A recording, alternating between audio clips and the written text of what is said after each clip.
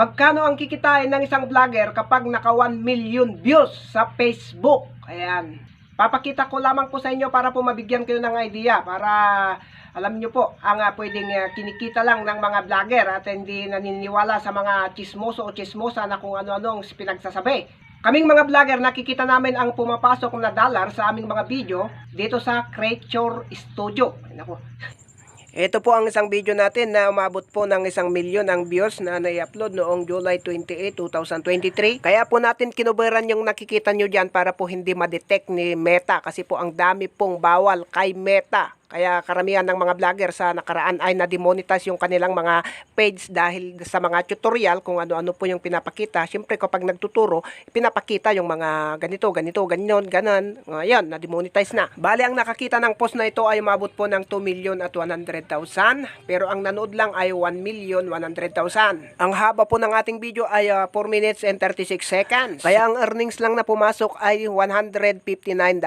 Kung i-convert po natin yan sa pesos ay aabot na 8,000 lamang, ang views 1,100,000. Kaya po $159 lang ang kinita niyan kasi po yung 1,100,000 views ay hindi po lahat yon ay tinapos nitong video na to. Ang video natin ito ay pinamagatang laging namamatay na puso. Ayan, para po sa mga nag-aalanganin. Gusto nyong tignan nyo po. Sa views nating 1,100,000 na nanood, ang average lang ng nanood ay 41 seconds. Bali, 1/4 lamang po yung oras niya sa nanonood doon sa 4 minutes 36 seconds. Kung itong 1,100,000, kung tinapos po yung itong video na 4 minutes and 36 seconds, ay maaaring ang kikitain ay times 4 po natin itong $159.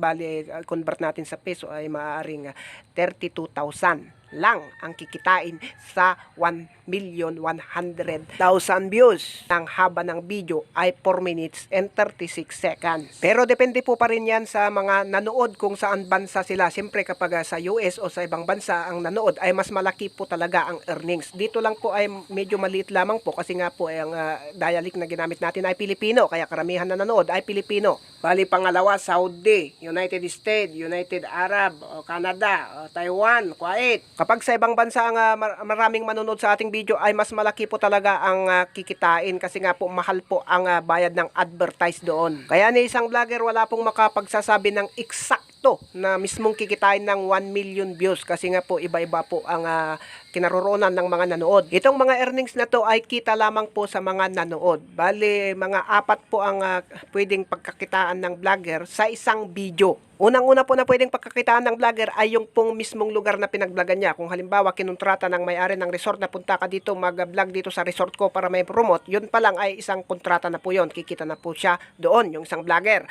Pangalawa po, kapag siningitan pa po ng video na nagpro-promote ng kung ano-ano, yung itong It's Go at ano pa, gaya ng ginagawa natin at ibang vlogger, ay di bali yun. Pangalawa na yun, na kitahan. Meron na naman po silang kontrata doon. Pangatlo po, yung kita sa views. Gaya ng pinakita ko. Pang-apat po, yung mga nagsesend ng mga star. O, di bali 4. Bali, ito pangala, yung mga top city na nanonood sa ating mga videos. Maraming salamat po sa inyo. Sa mga iba na naman dyan, na magtataka na naman, na kung ano-ano ang pinagsasabi, na iba na naman ang ating content, anong magagawa natin? Lahat po ng mga ating mga content ay base lamang po sa ating karanasan. Vlogger pa tayo anong magagawa natin? Sa mga mayroong katanungan dyan tungkol sa mga content natin ay comment nyo lang dyan sa baba para basahin natin at gagawan po natin ng content para po maintindihan ninyo ng husto. At kung gusto nyo po yung mga ganitong mga content natin ay nasa inyo na yan kung pindutin nyo ang dapat nyong pindutin dyan sa baba para po lagi po kayong updated sa ating mga videos.